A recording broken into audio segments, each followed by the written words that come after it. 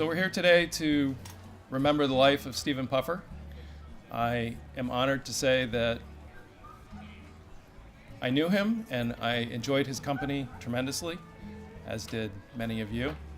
We will start with an introduction and an opening prayer given by the Reverend Michael Green, who is the chaplain for InterVarsity Graduate International Christian Fellowship at UMass Amherst. Reverend Green.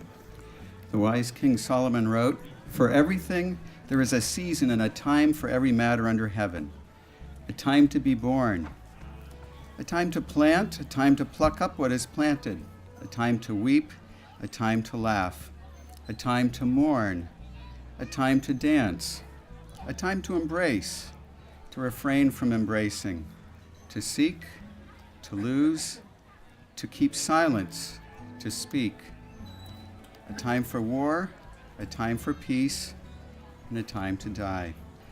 I also want to welcome you each this morning and thank you for coming to remember together the life that God was pleased to give Stephen Perry Puffer Jr. For the last 12 years, my family and I have lived in the house that was owned by Steve's uncle, the one who had the coal and ice business many years ago. Each of our lives can be considered as a book with many chapters, and most of us present here have intersected in some way with one or more of the chapters of Stephen Puffer's life. Even if you simply enjoy walking or running on the Mill River Trail, swimming in Puffer's Pond, or playing here in the park, you've been touched by the Puffer family legacy, of which Stephen was such a vital part. And when you've lived 97 years, there are a lot of chapters to the story. So even if you knew Stephen for 30 years, that's only a third of the book.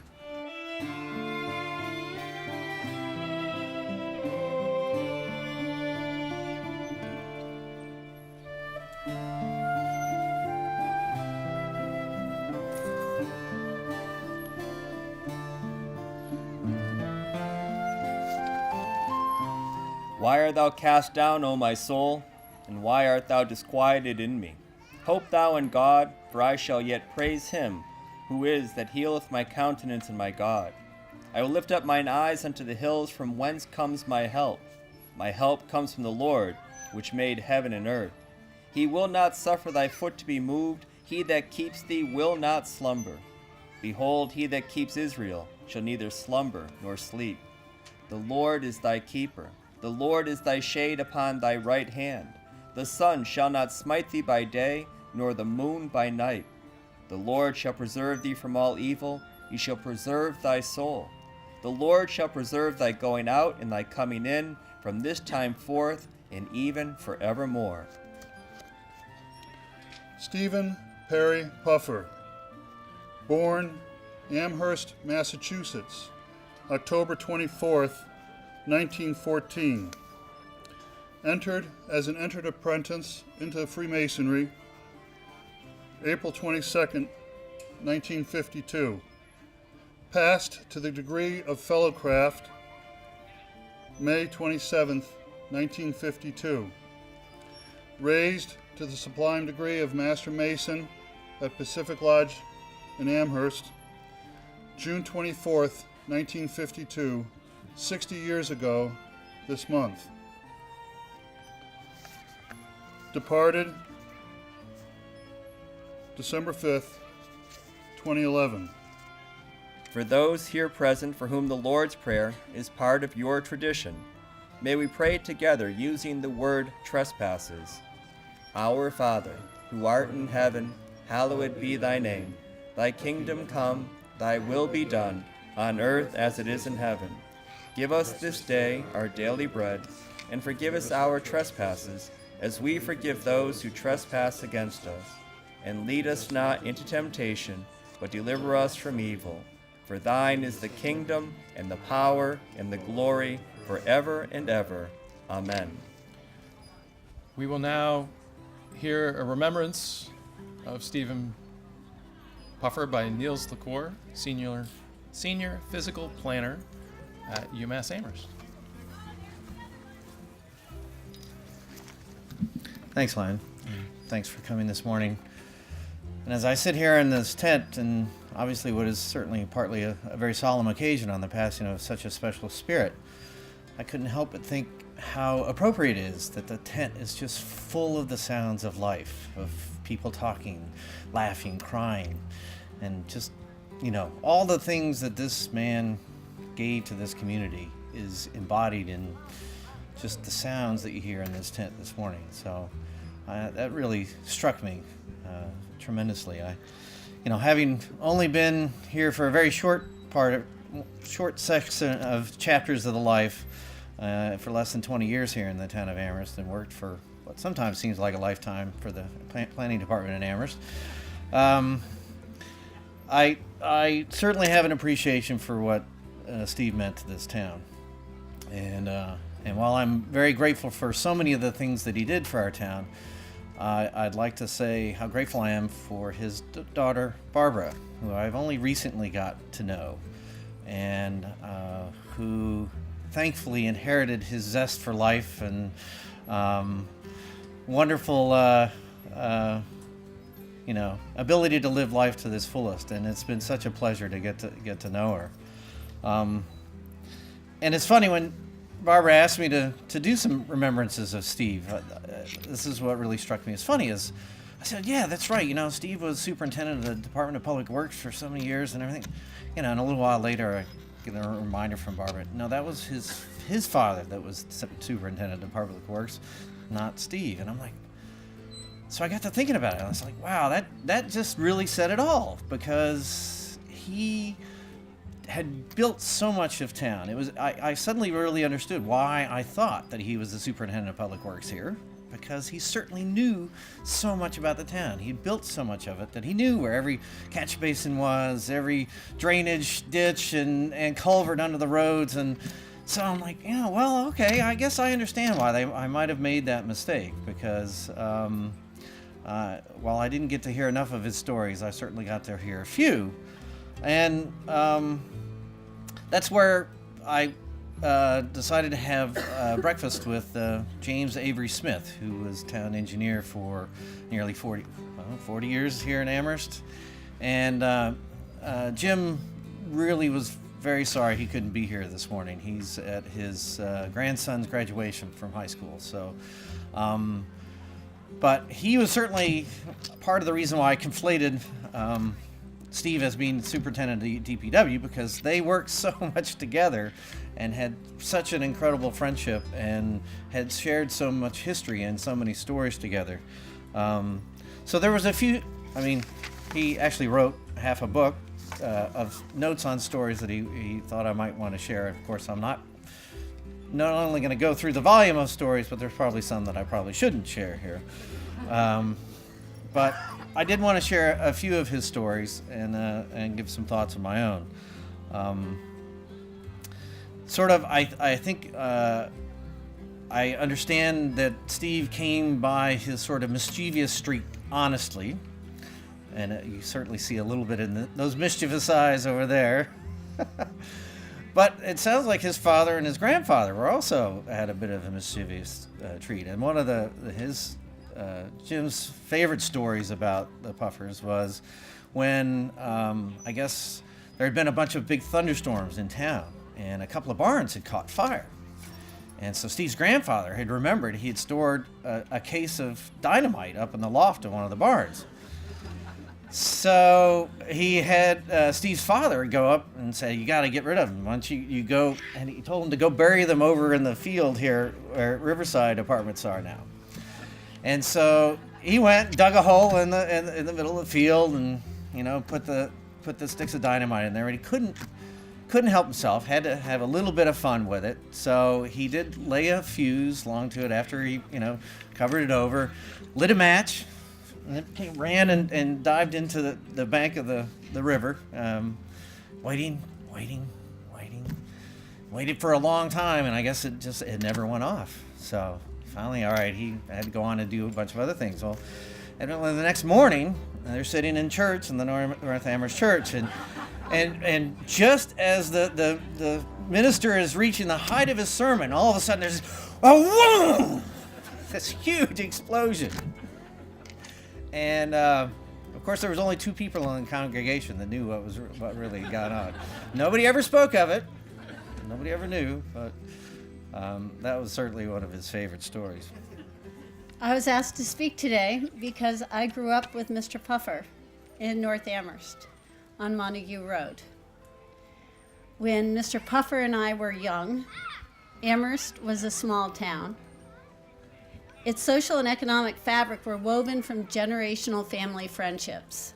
The Coleses, the Joneses, the Schwartzes, the Puffers, Kellogg's, Robertses, the farmers, and the Dirty Hands folks. We were a close group of dear friends. My grandparents hosted clam bakes at 134 Montague Road, and the Puffers would come. It was first Steve and Doma with young Barbara, and then Barbara brought Philippe, and then 2 of the cutest little blonde boys from Gex, France joined us, and they had the strangest accents North Amherst had ever heard. Mr. Puffer was so proud of his family. As a kid, I saw my grandfather drop off whole bushels of raw oysters at Mr. Puffer's house. And Mr. Puffer was expected to shuck them all and prepare a fine oyster stew for that night's meeting of the Shutesbury Rotary Club. The Shutesbury Rotary Club was not affiliated with the International Rotary Club. The sign clearly said that on the wall of the shack out in the woods in Shutesbury. I have a cartoon from the Shutesbury Rotary Club that has a little Boy Scout returning to his troop leader and his little Boy Scout friends and saying, "Found out why it's called a Rotary Club, and I have never seen a bottle rotate faster." So many memories of Mr. Puffer. He'd catch me as a preteen driving without a license. I'd catch him recently driving without a license. Sometimes he was in a big rig in the town parade, and sometimes he was in his roller driving up the sidewalks and streets of North Amherst and dodging delivery trucks in Evan's store parking lot. But I knew and I experienced family that had been gone for generations because of Mr. Puffer. He personally introduced me to them. I have ridden on my great-great-grandfather's trolley system with Mr. Puffer, and I have milked my great-grandmother's cows with Mr. Puffer, and we bottled the milk together. I helped Mr. Puffer build North Amherst roads and all the water and sewer systems underneath. I walked through the living room of 134 Montague Road, and I saw the body of my great-grandfather in a coffin the day after he died, and that was a generation before I was even born. Mr. Puffer was an amazing storyteller. He also was a motivator. He made it clear that my legacy, like his, is to make our ancestors proud and to build the next great thing in North Amherst. I said goodbye to Mr. Puffer at the Fisher home the same month in the same place that I said goodbye to my father. But there is not one day that goes by when I don't see both Mr. Puffer and my dad on Montague Road. There are so many wonderful stories today, and I'd like to read a poem and share a little story from one of the final chapters of Stephen's life, which, as Cinda said, was at the Fisher home. We were honored to have him. So I'll read the poem and then share the story, which is a little bit like the dynamite exploding story.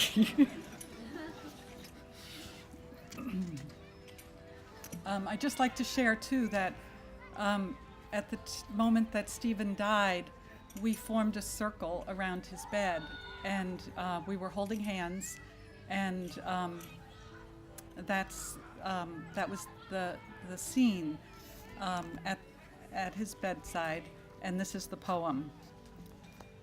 To learn how to die, cut down a tree.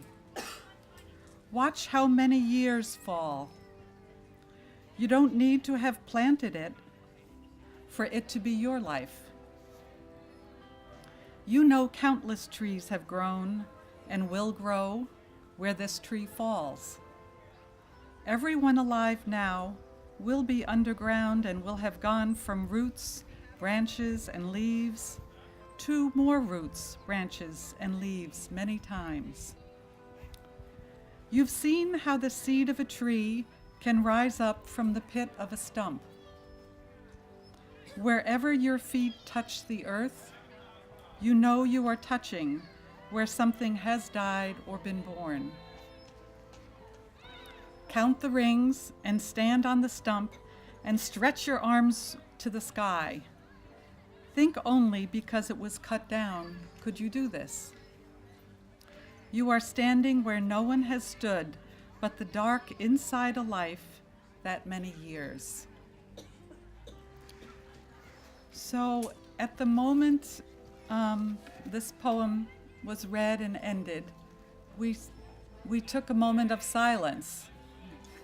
But it was a brief moment because out of the silence suddenly came the sound of a chainsaw starting and a tree being cut down right outside the window of his room. And we all got goosebumps. We just kind of looked at each other and we just couldn't believe that Stephen was still there, still orchestrating the show, and very, very present. We were so moved and so touched. And another story for his wonderful legacy. So thank you. I had the really great fortune of visiting with Eric 3 years ago in Japan. I was there on business and hooked up with him, and we had just a fantastic, it's like 36-hour visit. And periodically over the years, I've gotten together with Eric for these intense conversations, and always remarked about the kind of continuity of family with him and how he really embodies the entrepreneurial spirit of his grandfather, that zest for work. I mean, from more than sun up and sun down, because Eric works on a 24-hour clock around the globe.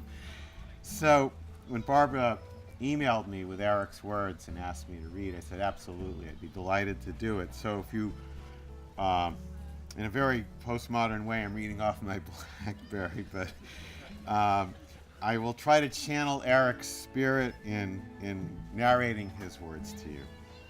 So much has been said about what a hard worker and larger-than-life figure my grandfather was. Yes, he surely was, and I wouldn't have become an entrepreneur if it wasn't for him. Several years ago, when I was still an employee of an import-export business in Japan and wondering about my future, he said, "You know, Eric, sometimes it pays to stick with something." Well, I now own that company and another. I guess it pays all right. Oh, and if you're wondering why I've been in Japan so long, blame Steve. It's his fault. No, I just wanted you all to know what a great grandpa he was. He really took the time, and I'm all the better for it. For several summers in a row when I was a kid, he'd take me to the old baseball field below the old North Amherst Elementary School, and he'd teach me how to hit a baseball. Yeah, baseball. You'd never figured SPP for much of a baseball player, I bet. When I wasn't swinging right, he'd holler, "Now stop chopping wood. You're chopping wood, Eric." He'd pitch to me until he was exhausted, and he couldn't pitch anymore. He was already 70 years old by then. He taught me baseball, how to drive, how to paint, how to dig, and again, a little surprise for you all, how to listen to music. Every evening for years on end, he would listen to music in his den between 6 and 7 p.m. The Rat Pack, Dean Martin, St. Frank Sinatra, etc. That was his music from his generation. So don't be fooled. Yeah, he worked a lot, but he also knew how to have fun more than most people. Whether it was hanging out with his buddies in Shutesbury, and Barbara, I guess, is going to fill in on that one, eating well, pitching to his grandson, chilling in his den to his favorite music, driving to work in the best truck around, or in style with the latest Cadillac and the coolest hat. He was one cool cat. Sure, he worked hard, but he played hard too. If that's not a full life, I don't know what is. Damn, my Grampy was cool. This is written by Julian. Greetings, everyone. If Steve were still among us, he would be honored to have so many of you present on this day to remember him. No doubt he would say, "All of you are here just for me? For me?" Then, after a few moments' reflection, he'd probably ask, "Don't you guys have work to do?" For Steve, from my earliest memories, he believed in work, hard work, and that being busy was the only ingredient for happiness. Whenever I would speak to him, tell him how busy I was and what I was up to, his single most common response was, "Good. Remember, you have youth, so you can't be lying around all day." It's hard to sum up 97 years of a very busy person in a few lines or words. As those of you who knew him already know, Steve, my Grampy, was somewhat of a larger-than-life character and was many things to a wide variety of people. Partner, boss, town meeting member, zoning committee member, entrepreneur, storyteller, historian, antique collector, bus driver, builder, contractor, property manager, developer, mentor, grand old man, friend, brother, uncle, father, and last but not least, Grampy. Each of these titles is accurate, but all of them are only part of what made him special. There is no way that I can begin to pretend to provide a complete picture of Big Steve. However, when I think about my Grampy, that's Big Steve to some of you, by the way, a few thoughts do come to mind. Julian has a lot to say, and when he sets his mind to it, he can be quite theatrical. I will do my best, but this is the wrong hat.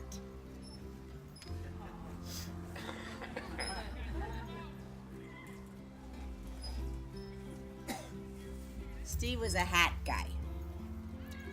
Loved his collection.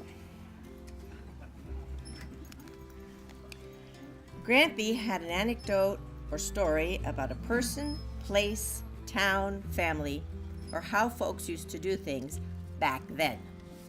He loved the stories about the experiences he had, especially when they helped people to understand our past, Amherst past, Valley past. He loved to share them. If he were here today, he'd be walking around explaining how they used to cut ice from Puffer's Pond up there, how they built the dam so the canal would run down to Montague Road and through my current house, everything about the old mill. You'd get the walking tour. "Oh, yes," he'd say. "It was real cold back then. The ice would freeze up thick, well over 2 feet. So we needed to use them big ice saws that I got down in the barn. Then you'd have to get the hoss to draw the ice up to the ice house. To make the story more interesting, he'd probably be bending over right now, showing us all how to use one of those ice saws. Then he'd tell us he'd deliver the ice for his grandfather with a horse and wagon and describe the routes he'd do all the way from Sunderland as far as the Notch. He'd follow on telling us that there was this family that I used to deliver to over in Hadley. You see, Jewel, that fella up there towards Hadley, his dad was a big, big man by the name of Tellman. Now, he come up to Amherst all the way from Worcester in the day. He was in the tobacco business. Tough man. You know, working that tobacco ain't easy. He had 3 girls and a boy. Now, one of those girls moved way out to South Amherst. Lived up on that corner there with that big farmhouse next to the Applewood. His youngest girl married a guy, some fella named Eaton, down Connecticut way. Some kind of architect, I guess. Anyway, Tellman's son, he used to have one of them big barns out back where they dry tobacco. He'd have me tie the horse there when I was bringing him the ice. Well, his wife, she used to sit out on that porch, and she'd be there rocking in that big old rocking chair, just like the one downstairs at your grandma's house. And the story would continue with its myriad twists and turns and blend into an endless mix of people, marriages, fires, tornadoes, hurricanes, and everything in the days gone by. Just to remind us of where we were, he'd say, "Oh yeah, damn, it got so cold. We didn't have none of them boots and gloves fancy like they got now when we were cutting that ice." To those of you who knew my Grampy, we were blessed by his stories and anecdotes. Like an old Indian shaman, Grampy passed on knowledge the old-fashioned way, speaking it. It was always a tough act to follow for anyone to say something after a Steve Puffer story.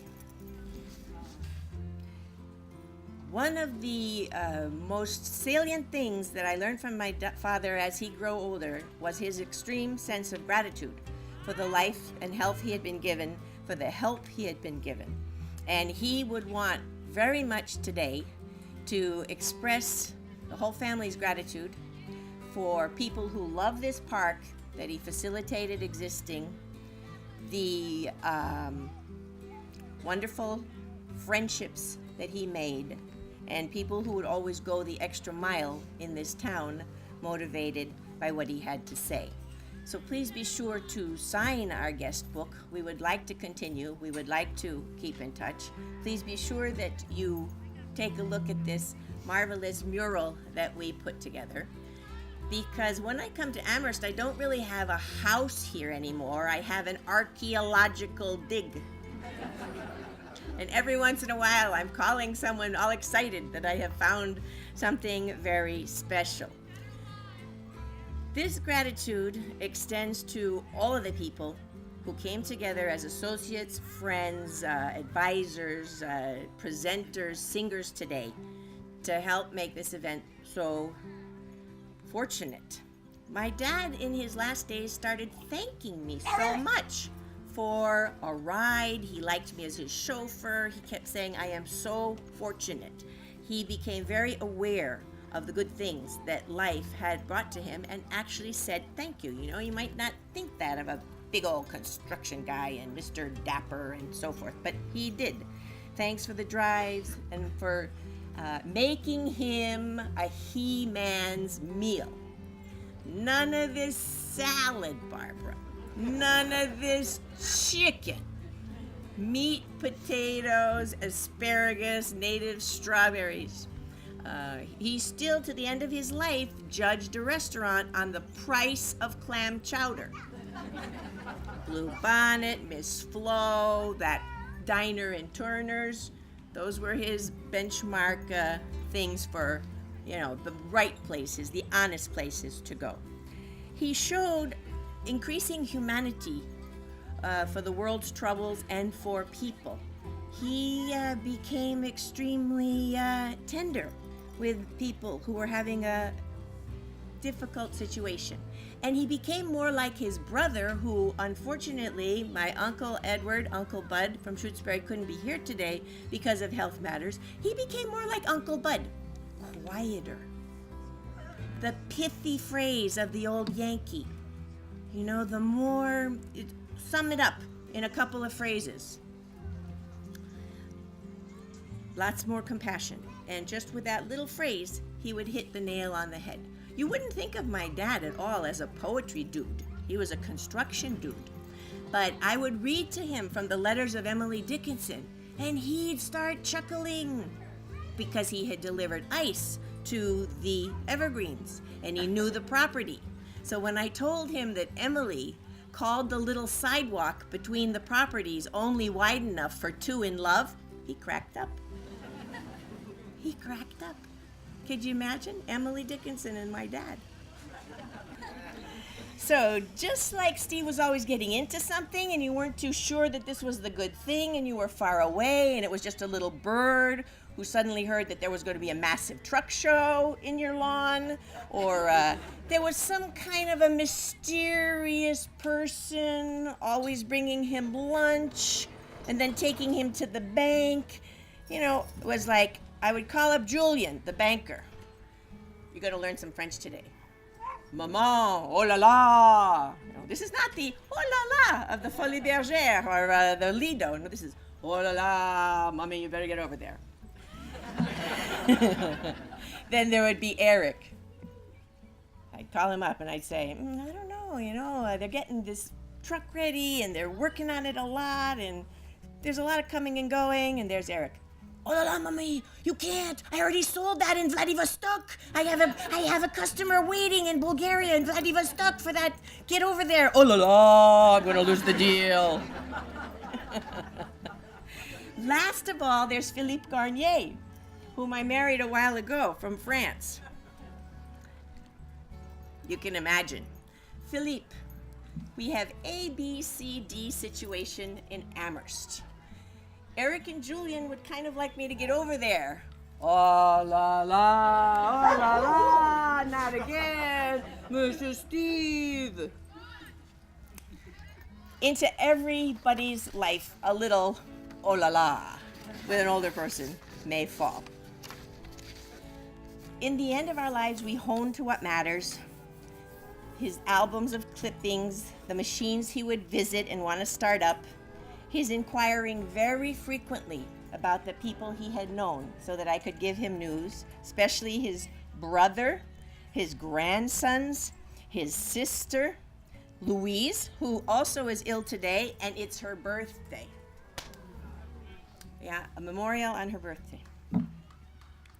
They say that the true tomb of the dead is in the hearts of the living. I would ask you to keep the memory of my dad, Steve, in your heart, just as he kept his caring for you in his. Keep his best traits in your life. Now, the apple does not fall too far from the tree, huh, Lance? And I may be getting this family into something here.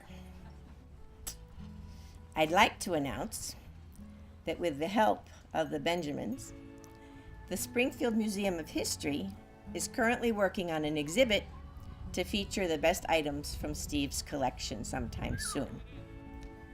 Tentatively for the late fall of this year, I hope you will go to see it. It will be something special. Now, this is a scoop. You are the first ones I'm telling. Whose daughter am I? Now, I ask you, on the part of Julian, Eric, and Philippe, what do you suppose you're going to be hearing? God bless you.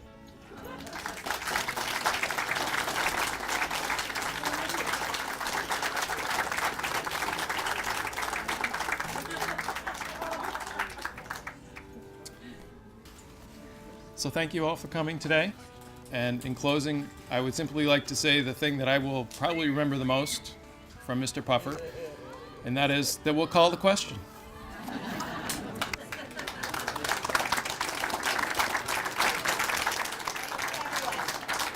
Steve always said nothing was complete until he'd had dessert.